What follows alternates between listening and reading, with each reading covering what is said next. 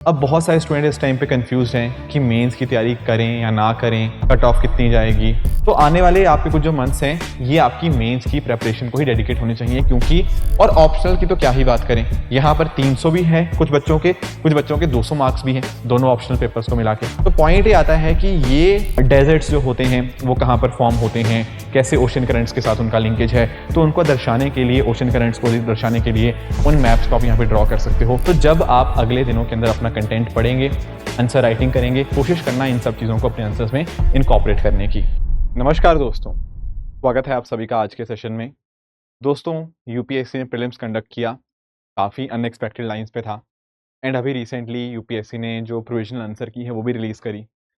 अब इसके बाद हमारा जो टाइम आ जाता है वो मेंस की तैयारी का आ जाता है। अब बहुत सारे स्टूडेंट इस टाइम पे कंफ्यूज हैं कि मेंस की तैयारी करें या ना करें, कट ऑफ कितनी जाएगी। मुझे पता है बहुत सारे डाउट्स आ रहे हैं आपके दिमाग के अंदर। आज के सेशन में मैं वो डाउट्स तो क्लियर करूंगा ही, but at the same time Mains की तैयारी कैसे करनी चाहिए एंड साथ ही साथ एक प्रॉपर प्लानर कैसे हम यहाँ पे बना सकते हैं, ताकि इंश्योर किया जा पाए कि हम अच्छे से अगले 2.5 से 3 महीने के अंदर अपनी मेंस की तैयारी कर पाएँ।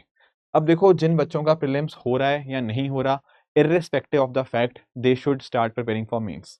लेट मी हेल्प यू कि ऐसा क्यों। देखो, एक चीज़ आप अंडरस्टैंड करना, किसी को नहीं पता कट ऑफ कितनी जाएगी। अब अगर मान लो आपका जैसे सीसेट क्लियर है और मान लो आपके मार्क्स भी अच्छे आ रहे हैं, लेट्स से 78, 79, 80 या उससे ज़्यादा आ रहे हैं, तो देखो विदाउट अ डाउट फिर तो आपको मेंस की तैयारी स्टार्ट कर ही देनी चाहिए। इसमें तो कोई कन्फ्यूज़न होनी ही नहीं चाहिए, क्योंकि आप नोटिस करेंगे कि बहुत कम टाइम है, 80 डेज़ अप्रॉक्सिमेटली, जो कि आपको मेंस के लिए यहाँ पे देखने को मिल रहे हैं। अगर यहाँ से आपने कहीं न कहीं टाइम वेस्ट किया, तो आप खुद रियलाइज़ करोगे कि आपके लिए बहुत ज़्यादा मुश्किल हो जाएगा इतने वास्ट सिलेबस को इतने कम टाइम में मैनेज करना। ऑन दी अदर हैंड कुछ बच्चे शायद इस ब्रैकेट में आ रहे होंगे। अब चांसेस तो हैं, बट डाउट ये होगा कि पता नहीं यार, एक नंबर इधर-उधर ना हो जाए, राइट? अब मुझे एक चीज़ बताओ, क्या हम 10 दिन अब यूपीएससी का वेट करते रहें? नहीं। हमें एटलीस्ट अपनी तैयारी तो हम स्टार्ट करें।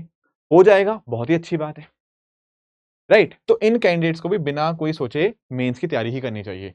एंड वो स्टूडेंट जिनके मार्क्स कम बन रहे हैं, लेट्स से 65, 60 इस रेंज में बन रहे हैं, तो मेरी बात अब ध्यान से सुनो। अब अगला आपका प्रीलिम्स 1 साल बाद है। अब साल भर प्रीलिम्स थोड़ी पढ़ते रहोगे। प्रीलिम्स तो आप पढ़ोगे कहीं न कहीं दिसंबर या जनवरी के आस-पास जाके। तो आने वाले आपके कुछ जो मंथ्स हैं, ये आपकी मेंस की प्रिपरेशन को ही डेडिकेट होने चाहिए, क्योंकि अगर इस बार या नेक्स्ट टाइम आपका प्रीलिम्स हो गया और मेंस रेडी नहीं हुआ, तो उसका फ़ायदा क्या है? तो इसीलिए इर्रिस्पेक्टिव ऑफ द फैक्ट कि आपकी कट ऑफ या आपके मार्क्स कितने भी बन रहे हों, आपको इस टाइम मेंस की तैयारी कर ही लेनी चाहिए स्टार्ट। बिल्कुल घबराने की कोई बात नहीं है। अच्छे से मेंस की आप तैयारी स्टार्ट करिए, विदाउट थिंकिंग कि कट ऑफ कितनी जाएगी। अब सवाल आता है कि सर मेंस के लिए कुछ हम प्लान कर सकते हैं? बिल्कुल, यहाँ पर एक प्रॉपर प्लानर हमारी टीम ने बनाया है। We will be sharing this particular planner in the description of this video. आप इसकी वीडियो की डिस्क्रिप्शन में जाना, वहाँ पर आपको ये प्लानर मिल जाएगा। अब इस प्लानर को थोड़ा डिस्कस करने से पहले मैं कुछ बातें आपको बता दूँ और कुछ आपको पॉइंटर्स भी बताऊँगा कि वैल्यू एडिशन कैसे करनी है। देखो, सबसे पहली चीज़ तो आप नोटिस करना कि इस पूरी मेंस की प्रिपरेशन के अंदर आपके कुछ ऐसे सब्जेक्ट्स हैं जो बाकियों से मैं पर्सनली मानता हूँ ज़्यादा इंपॉर्टेंट है। इंपॉर्टेंट सारे पेपर्स हैं, all 7 papers are important, but यहाँ पर ये जो 3 बातें मैंने लिखी है ना, एसे, एथिक्स एंड ऑप्शनल, ये बहुत ज़्यादा मैटर करते हैं आपके फाइनल रैंक के अंदर।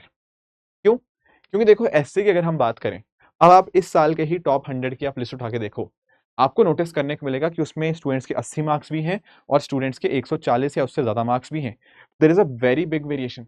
यहाँ पर अगर आपने अच्छे से एसए की प्रैक्टिस करी, तो देयर इज़ अ टेंडेंसी कि आप यहाँ पे बहुत अच्छा स्कोर कर सकते हैं। सेम केस एथिक्स के अंदर भी है, एथिक्स में भी वेरिएशन काफ़ी अच्छा खासा है। यहाँ पर बच्चों के 120, 125, 130 मार्क्स भी आए हैं। और ऑप्शनल की तो क्या ही बात करें, यहाँ पर 300 भी है कुछ बच्चों के 200 मार्क्स भी हैं, दोनों ऑप्शनल पेपर्स को मिला के। तो पॉइंट ये आता है कि ये सब्जेक्ट्स को कई बार हम टाइम कम देते हैं, जबकि ये ऐसे टॉपिक्स हैं जो आपको रैंक दिला सकते हैं। तो इनके ऊपर तो देखो आप सबको पकड़ बनानी पड़ेगी, इनकी खूब सारी प्रैक्टिस करनी ही पड़ेगी। बट इसके अलावा भी जो आपके जीएस 1, 2, 3 हैं, उनका भी थोड़ा आपको ध्यान रखना पड़ेगा, बट इनको ज़्यादा आप प्रायोरिटी देंगे। अब होता पता क्या है कि हर एक सब्जेक्ट को प्रिपरेशन करने के लिए हमारे पास कुछ टाइम होना चाहिए। अब मैंने और मेरी टीम ने मिलकर एक रफली अगले 2 ढाई महीने का प्लान बनाया है। उसमें क्या क्या इंक्लूड है मैं वो भी बता देता हूँ, plus at the same time हर एक सब्जेक्ट में वैल्यू एडिशन कैसे करनी है वो भी डिस्कस करूंगा। डे वाइज प्लानर में आऊंगा, I will discuss this, don't worry. पहले एक रफ आइडिया समझ लो। देखो, होता पता क्या है कि GS 1 2 3 4 है। अब रफली 2 महीने के आसपास का टाइम है, आखिरी के 15-20 दिन तो आप अपने रिवीजन करोगे, अपने फुल लेंथ मॉक टेस्ट दोगे, पर उससे पहले जो आपके रफली 2 महीने हैं ना, उनको मैंने 4 पार्ट्स में डिवाइड कर दिया, GS 2, GS 1, GS 4 and GS 3। Optional आपका लगातार चलता रहेगा, ऐसे आप हर 2 हफ्ते बाद दे सकते हो एक एक, बट ये इस तरह से मूव ऑन होते रहेंगे। तो 15 दिन रफली हमने GS पेपर 2 को दिए हैं, जिसमें आपका polity, constitution, governance, social justice ये सब आ जाएगा। एंड रफली 15 दिन यहाँ पे हमारे टीम ने GS 1 को दिए हैं, जिसमें आपका ज्योग्राफी, हिस्ट्री और आपका सोसाइटी सेक्शन आ जाएगा। फिर ऐसे ही लगभग 10 दिन GS 4 के लिए। एथिक्स है, थोड़ा इंपॉर्टेंट ज्यादा है, पर देखो ये कम टाइम में कवर हो जाता है ना। इसमें आपका पूरा एथिक्स पेपर 1 मतलब part A and part B case study वाला वो आप कंप्लीट कर सकते हो रफली 10 डेज के अंदर। एंड लास्ट में GS पेपर 3, क्योंकि ये थोड़ा करंट ओरिएंटेड ज्यादा रहता है, इसमें आपका economy, agriculture, internal security, science and technology, right, and आपका डिजास्टर मैनेजमेंट, इन्वायरमेंट, ये सारे सेक्शन आ जाते हैं। अब हर एक पेपर में आंसर्स की डिमांड थोड़ी डिफरेंट रहती है।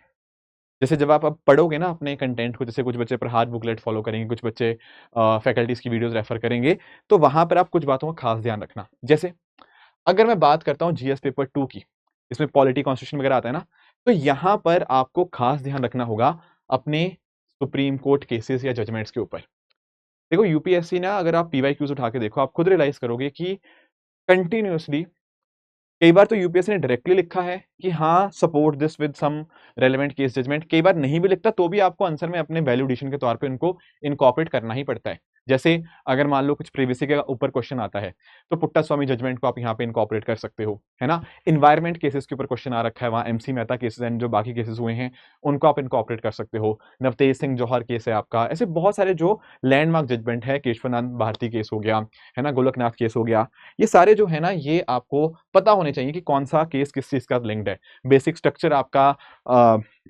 सब्जेक्ट्स में आता है, आपके सिलेबस के अंदर आता है, तो उसके साथ क्या क्या रेलेवेंट केस जजमेंट्स हैं, ये आपके आंसर्स को थोड़ा बेटर बनाएंगे बाकियों के मुकाबले।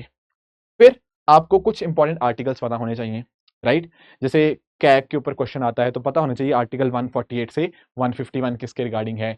एक ECI election commission of India के ऊपर बार बार क्वेश्चन आ चुका है ना, सुप्रीम कोर्ट के ऊपर क्वेश्चन आ चुका है, तो कौन से रेलेवेंट केस लॉस तो है ही है, बट आर्टिकल्स कौन से रेलेवेंट हैं वो भी आप अपने आंसर्स के अंदर इनकॉर्पोरेट करेंगे, तो वो भी आपको एक एडिड एडवांटेज यहाँ पे देता है। फिर यहाँ पे इंपॉर्टेंट कमिटीज एंड कमीशन आते हैं। जैसे अगर मैं बात करूं सेंटर स्टेट रिलेशंस की, तो वहां पर आपका Sarkaria commission, Punchhi commission, second ARC, है ना। तो इस तरह से national commission to review working of constitution, तो उनकी गाइडलाइंस, उनके क्या क्या सजेशंस रहे हैं, वो सारे भी आप अपने आंसर्स में सजेशंस के तौर के ऊपर दे सकते हो, वो भी आपके आंसर्स में वैल्यूडेशन का काम करेंगे।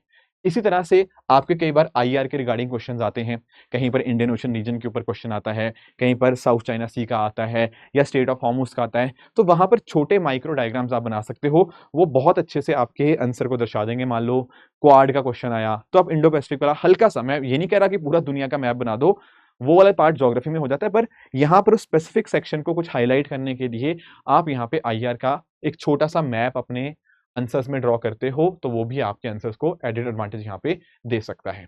ऐसे दोस्तों अगर मैं बात करूं GS पेपर 1 की, तो यहाँ पर आप नोटिस कर पाएंगे कि हिस्ट्री, ज्योग्राफी, सोसाइटी सेक्शन आते हैं। अब इस पेपर्स में क्या कर सकते हैं, इस पेपर्स में हम अपने आंसर्स के अंदर, खासकर ज्योग्राफी के अंदर, तो आपके जो मैप्स हैं वो बनने ही चाहिए, ठीक है। ज्योग्राफी में बहुत सारे क्वेश्चंस आते हैं, कहीं मिनरल्स कहाँ पाए जा रहे हैं उसका मैप हो गया, मॉनसून कैसे वर्क करता है उसका आप छोटा सा एक मैप यहाँ पे ड्रॉ कर सकते हो, डेजर्ट्स जो होते हैं वो कहाँ पर फॉर्म होते हैं, कैसे ओशन करंट्स के साथ उनका लिंकेज है, तो उनको दर्शाने के लिए, ओशन करंट्स को दर्शाने के लिए उन मैप्स को आप यहाँ पे ड्रॉ कर सकते हो। वो मैप्स आपको बहुत अच्छे से एग्जामिनर को क्लैरिटी देते हैं, एंड डेफिनेटली वो एक आपके लिए एक्स्ट्रा मार्क्स लेने का बहुत अच्छा मौका है। फिर कुछ आपके इवन आपके हिस्ट्री वगैरह के अंदर भी ना आप अपने मिनी डायग्राम्स को ड्रॉ कर सकते हो।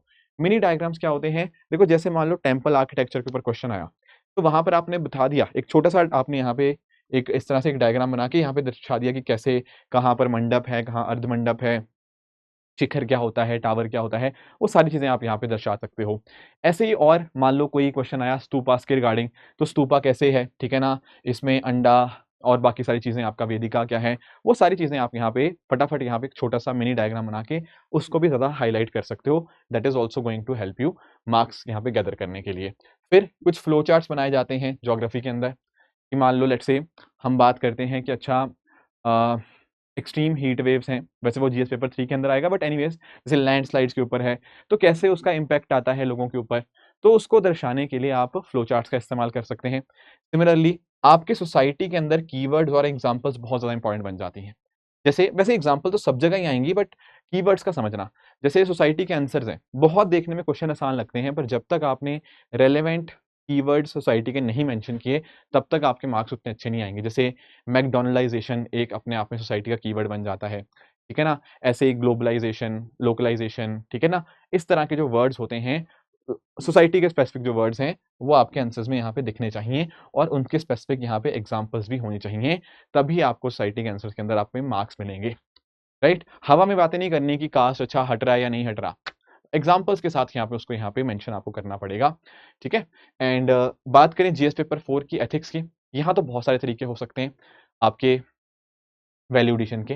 जैसे फॉर एग्ज़ाम्पल आपके एथिकल थिंकर्स, आप एथिक्स के अंदर पढ़ते हो, रॉल्स के बारे में, आप गांधी जी के बारे में पढ़ते हो, है ना? और बहुत सारे थिंकर्स के बारे में पढ़ते हो कि किस तरह से आपका डिओन्टोलॉजी क्या है, ठीक है ना? यूटिलिटेरियनिज़्म क्या है?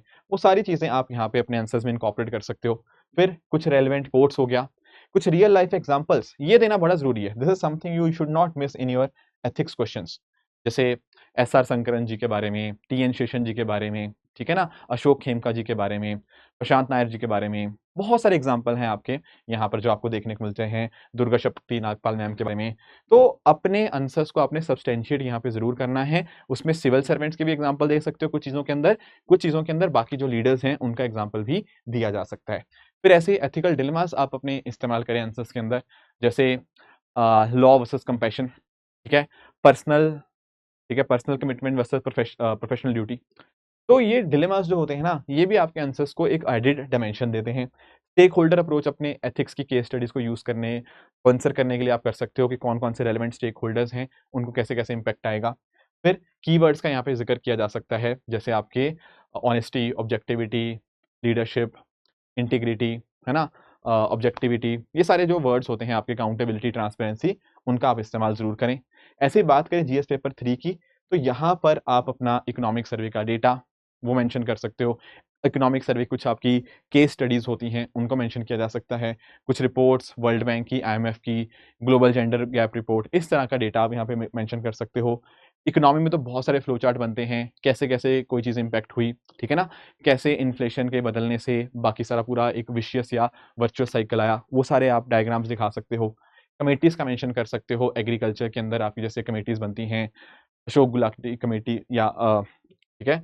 Ashok Dalwai committee, I am very sorry, आपका इन बाकी जो कमिटीज़ होती हैं, स्वामीनाथन कमीशन हो गया, एग्ज़ाम्पल्स आप यहाँ पर भी बहुत सारे दे सकते हो। तो ये सारे कुछ एग्ज़ाम्पल्स हैं, तरीके हैं अपने आंसर्स को वैल्यूएशन करने के लिए। तो जब आप अगले दिनों के अंदर अपना कंटेंट पढ़ेंगे, आंसर राइटिंग करेंगे, कोशिश करना इन सब चीज़ों को अपने आंसर्स में इनकॉर्पोरेट करने की। अब वापस आ जाते हैं अपने प्लानर की तरफ। यहाँ पर आपके सामने प्लानर है ना, अब देखो प्लानर में क्या है, हम 4 जून से ये प्लानर हम यहाँ पे स्टार्ट कर रहे हैं। अब इस प्लानर को आप ना चाहे क्लियर हो चाहे ना क्लियर हो, आप इस प्लानर को फॉलो करना, ताकि जैसा कि कुछ बच्चे मेंस इस बार लिखेंगे, जो नहीं लिखेंगे उनकी भी तैयारी इतनी अच्छी हो जानी चाहिए कि वो भी उनको अगले साल जब उनको मेंस लिखना हो तो उनको परेशानी ना आए। तो इसीलिए ये प्लानर प्रॉपर उस तरह से डिज़ाइन किया गया है। तो 4 जून से आपका ये जो प्लानर है ये स्टार्ट हो जाएगा। स्टार्टिंग एस्से से होगा, मैंने बताया था ना, रेगुलर बेसिस पे ऊपर आपको एस्से भी लिखना होगा। तो 4 जून को हमने एस्से दिया है, फिर यहाँ से 7 जून ऑनवर्ड्स हमने जीएस पेपर 2 का स्टार्ट किया है। तो 15 दिन में हम अपने जीएस पेपर 2 को कंप्लीट कर सकते हैं। पहले पॉलिटी कॉन्स्टिट्यूशन हो गया, फिर गवर्नेंस आ गया, आईआर आ गया एंड सोशल जस्टिस आ गया। तो मोटा-मोटा आप यहाँ पे नोटिस कर पाओगे 23 जून तक, रफली 15 डेज़ जब कंप्लीट हो गए होंगे, स्टार्ट हुए, तो 23 जून के आसपास आपका GS paper 2 will be complete. फिर उसके बाद आप जीएस पेपर 1 पे आइए और नोटिस करोगे ना आप, हर एक चीज़ को बहुत डिटेल में मेंशन है यहाँ पे। जैसे सोसाइटी का कौन-सा टॉपिक उस दिन पढ़ना है, वो मेंशन्ड है। जैसे पहले दिन पढ़ना है salient features of Indian society, role of women and women organisation. तो आप यहाँ पे इन चीज़ों को उस दिन पढ़ेंगे, उनके आंसर्स लिखने की यहाँ पे कोशिश करो, ताकि आपको आंसर राइटिंग में दिक्कत ना आए। ऐसे ही आपका लगभग 15 दिन ये भी चलेगा, ठीक है? आपका पूरा का पूरा आपका GS1 हो गया, ठीक है, ज्योग्राफी हो गया, आर्ट एंड कल्चर हो गया। फिर इसके बाद आपकी 13 जुलाई, जब रफली 15 दिन और बीत गए होंगे, वहाँ से आपका एथिक्स स्टार्ट हो जाएगा। एथिक्स के अंदर आपको यहाँ पे पूरा का पूरा कंटेंट हर एक दिन बताया गया है क्या पढ़ना है, इमोशनल इंटेलिजेंस कब पढ़ना है, एटीट्यूड क्या हो गया, राइट, ये सारी चीज़ें। एंड यहाँ पर केस स्टडीज़ के लिए भी आपको जगह देखने को मिल जाएगी। तो रफली 10 दिन आपने एथिक्स पढ़ा, बीच में टेस्ट भी आप दे रहे हो, एंड अकॉर्डिंगली फिर उसके बाद आखिरी चीज़ बची आपकी GS पेपर 3 की, जहाँ पर इकोनॉमी, आपका agriculture, right, science tech, disaster, environment, internal security, लगभग 12 से 13 दिन आपने लगा के इन सबको कंप्लीट किया। एंड ये जो प्लानर है, ये 1 अगस्त तक आपका पूरा का पूरा जो सिलेबस है उसको आपको यहाँ पे रिवाइज करवा देगा, राइट। अब जो बच्चे इस बार दे रहे हैं डेफिनेटली यहाँ पर इस प्लान को फॉलो कर सकते हैं। हमारा जो प्लानर है नीचे डिस्क्रिप्शन में यहाँ पे दे दिया गया है, और यही हमारा जो सृजन बैच है ना, जो बच्चे इस बार मेंस लिख रहे हैं उनको यहाँ पे सृजन मेंस बैच जो है वो बहुत ज़्यादा हेल्प कर सकता है अपनी प्रेपरेशन को और बेहतर बनाने के लिए, अपनी प्रॉपर आंसर राइटिंग के माध्यम से, है ना, कंटेंट अपना अपने शानदार कर सकते हैं। बाकी फिर उसके बाद का टाइम हमने आपको दिया है ताकि आप अपने रिवीजन कर पाओ, अपनी प्रैक्टिस कर पाओ, अपने फुल लेंथ टेस्ट दे पाओ, ठीक है। जो स्टूडेंट्स कर रहे हैं प्रीलिम्स क्लियर, बहुत ही बढ़िया, be a part of the season mains programme and ensure that कि प्रॉपर मेंटर्स की गाइडेंस के अंदर, प्रॉपर फैकल्टीज की गाइडेंस के अंदर आप यहाँ पर प्रिपेयर करें एंड मेंस को अच्छे से क्रैक करें।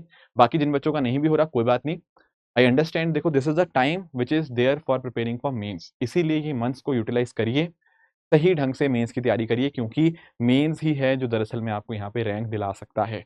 तो अगले 2 ढाई महीने बहुत ज़्यादा क्रूशियल हैं हर एक बच्चे के लिए, जो 2026 में लिखेगा उसके लिए भी, जो 2027 में लिखेगा उसके लिए भी, क्योंकि अगर आपने अब मेंस की तैयारी नहीं करी तो अगले साल भी ढाई महीने ही मिलेंगे, तो अगले साल बहुत मुश्किल हो जाएगी इतने कम टाइम के अंदर पूरा सिलेबस कवर करने के लिए। अगर पहले से पढ़ रखा होगा तो चीज़ें आसान होंगी। मैं ये प्लानर डिस्क्रिप्शन सेक्शन में दे दूंगा, वहाँ पर जाकर आप इस प्लानर को डाउनलोड कर लेना। एट द सेम टाइम जो बच्चे मेंस के लिए यहाँ पे जा रहे हैं इस बार, उनके लिए सीजन प्रोग्राम का जो लिंक है वो है वहाँ पे, उस गूगल फॉर्म को आप सब लोग फिल कर दीजिएगा, एंड आई एम श्योर कि वो चीज़ आपको बहुत ज़्यादा हेल्प करेगी।